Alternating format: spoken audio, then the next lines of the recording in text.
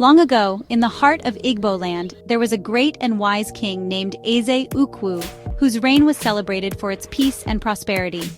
One year, after an abundant harvest, the king decided to hold a grand feast to thank the gods and share the bounty with all the creatures of the land.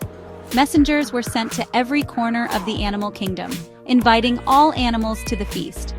But there was one condition. Only those with names befitting royalty would be allowed to enter the palace gates. This feast is sacred, and only those who carry names that bring honor and dignity will partake in the blessings of the land. The animals were excited. Some, like the lion, the eagle, and the elephant, knew their names would guarantee them a place at the feast. But others, like Tortoise, realized their names were too ordinary or unfit for royalty. I must find a way.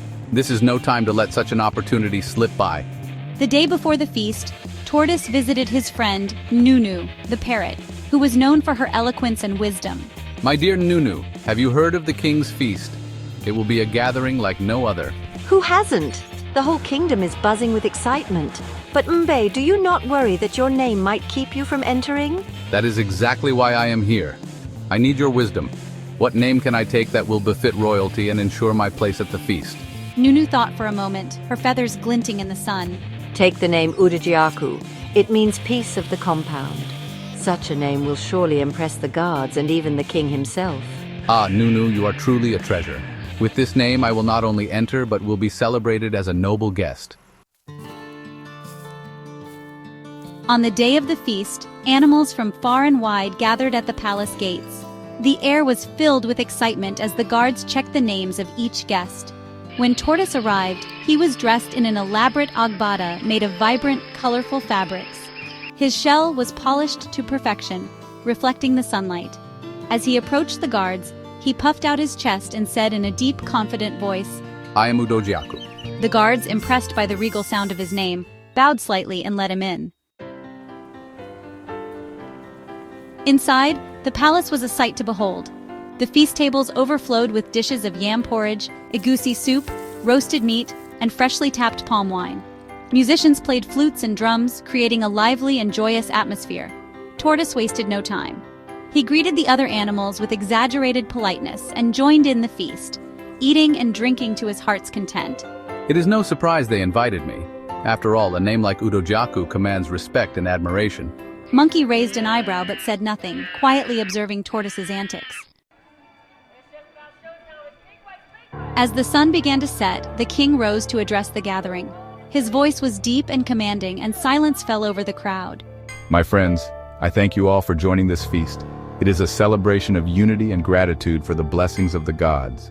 But today, I wish to honor those among us whose names carry great meaning. The king looked around the crowd and called out, Udojiaku, step forward. Tortoise froze.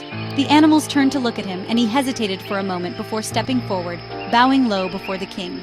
Udojiaku, your name means peace, and peace is a treasure we hold dear. Tell us, how have you brought peace to the land?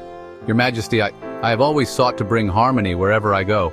Before he could continue, Nunu, who had been watching from a nearby tree, swooped down and said, Your Majesty, may I speak?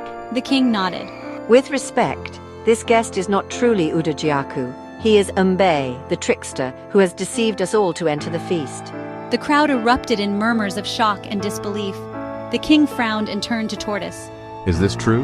Yes, Your Majesty. I only wish to partake in the feast. The king shook his head. Mimbe, your wit and cleverness could have earned you a rightful place here if only you had been honest. Instead, you chose deceit. For this, you shall be punished.